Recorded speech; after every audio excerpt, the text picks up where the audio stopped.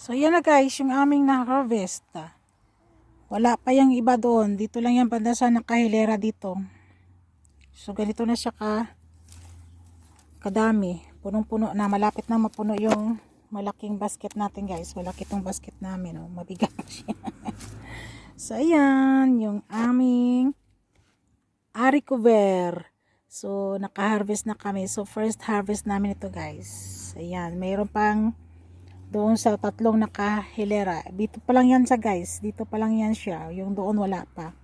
Didiligan ko muna sila kasi medyo natuyot na yung lupa.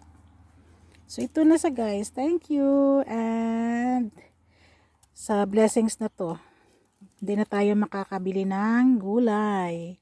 At yung iba nito ay isi-share din natin. Ipamimigay din natin siya guys sa mga friends natin. So yan na guys yung aking vlog for today. Yung aking pag-harvest ng haricot o green beans. Dito pa lang yan siya guys. Pero pa nga natira oh. Marami na kasing lamok So wala pa yun doon. Yung nakahilera lang to. Ito pa lang yan siya.